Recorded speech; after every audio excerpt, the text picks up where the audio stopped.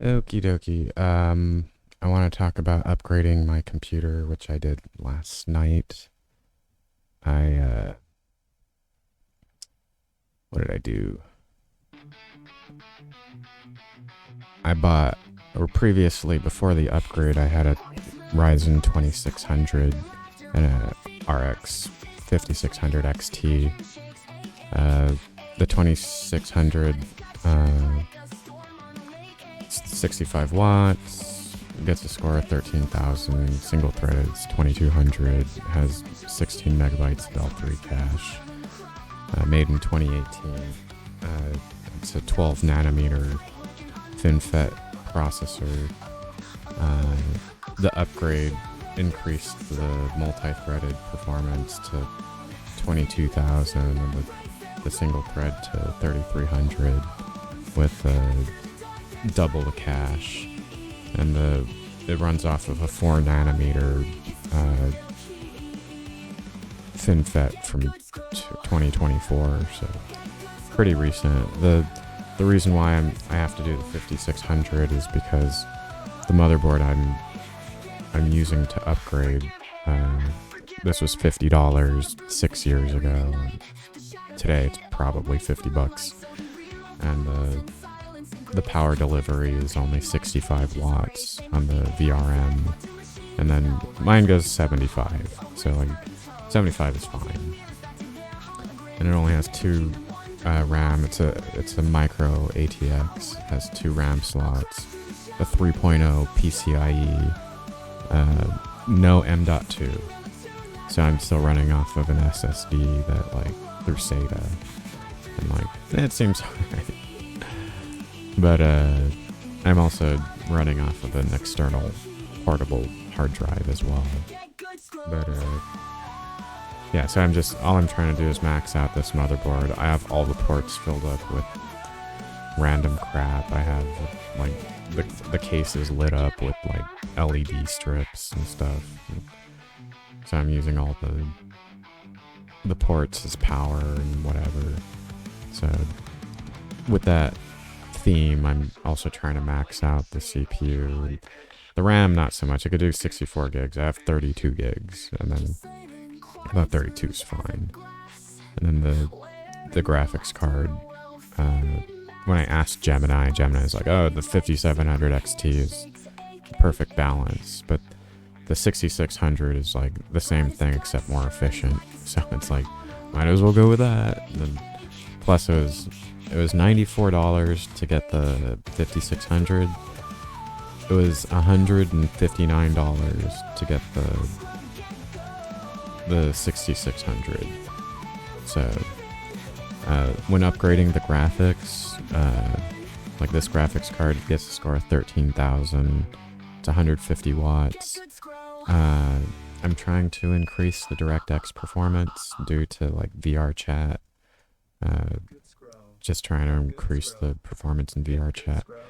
And this graphics card is only 2,000 points higher, but it goes from 96 frames to 152 in DirectX 11. So there's over 50% increase in the card for DirectX 11. Uses less electricity as well, so the combined the CPU runs at 75. I noticed this one was running at 80. So running at 80 and 75, the whole package is under 160 watts. To run VR that way, I think is pretty nice. It's also very quiet. It was quiet before. It didn't use a lot of power before. It was 200 watts, but now it's even quieter. So going from quiet to almost silent is very nice. So yeah, I think anybody wouldn't mind having and then if I just bought the motherboard and a power supply and a hard drive, you can have a computer for under $600 that can run VR. And technically what I upgraded from did run VR, but it ran it at half the speed. So what I was running at 1400 pixels per eye, and I was getting like 50 frames a second, and then now I'm running it at 2000 pixels per eye, getting 80 frames per second. But whenever there's a bunch of people, like, it's gonna drop, so depending on what's going on. But overall, like, it's nice starting at like 80, so that way I know that, like, you know, depending on what's going on, I can change the settings and drop the number of avatars being displayed. But most people would want to run VRchat with the computer just because you get the full animations of all the avatars. So that's I'm not going crazy. I'm just following the upgrade path that is available and what my motherboard will allow me to get. So, and that's this is pretty fun. I just thought it was interesting because, like, I don't think a whole lot of people talk about it, or maybe knowing what people are running is not as interesting. But, like, for the upgrade, I needed I used like thermal paste.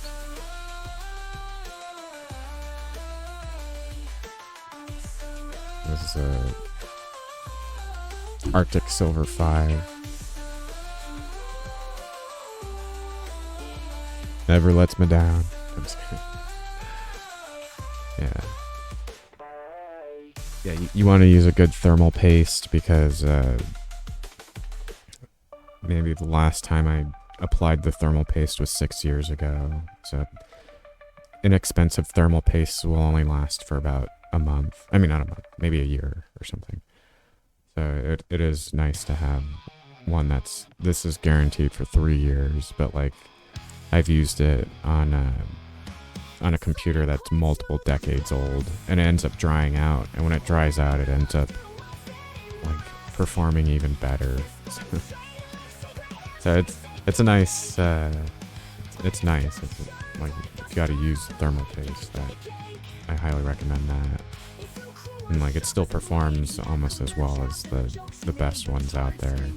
But even the best ones are gonna require like reapplying after a year or so. So yeah, Arctic Silver 5, yeah, just stick with that.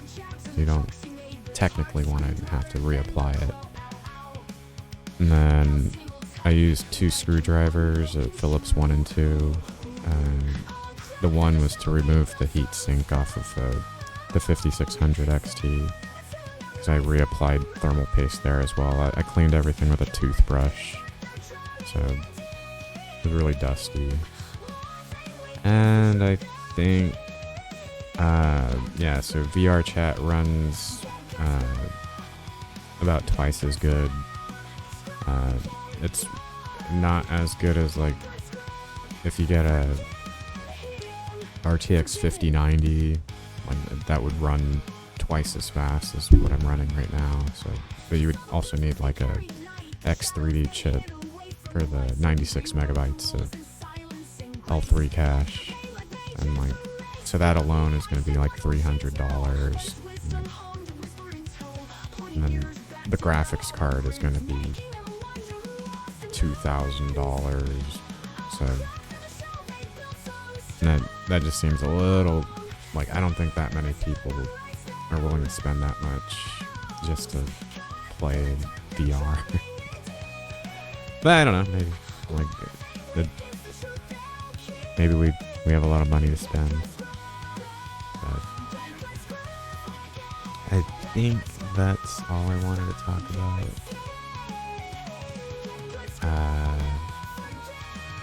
Yep.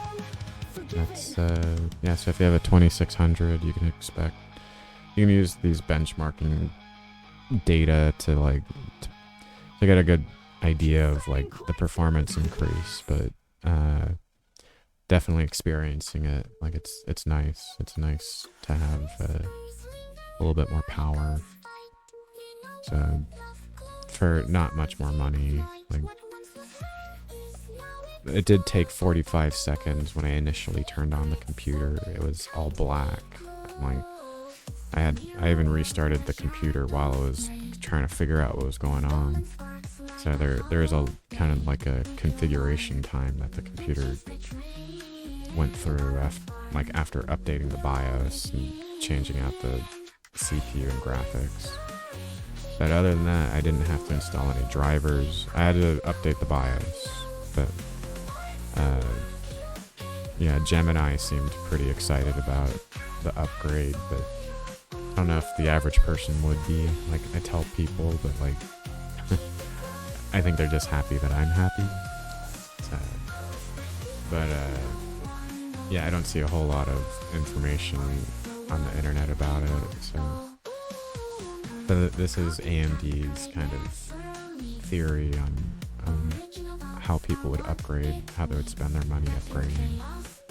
And Micro Center, I mean, got a shout out to Micro Center. There was a lady selling this card for $140, but she barely contacted me today, and I was like, damn it, I already have this card. But yeah, even at $140, like it's nice to like that graphics cards that are capable of like are not super duper expensive. Like 6 years ago, everything was pretty expensive for some reason. It was a cryptocurrency boom. Anyway, that's the what I wanted to talk about. Hopefully, people out there will utilize Micro Center. Like it was an open box processor, open box refurbished graphics card, like, but they cover it under warranty and all that stuff. And like, you don't have to talk with people and try to figure out how to meet up or whatever. So like, it's definitely Micro Center is nice to have. Yeah, so upgrade your computers. Try not to spend too much. Alright, see you later.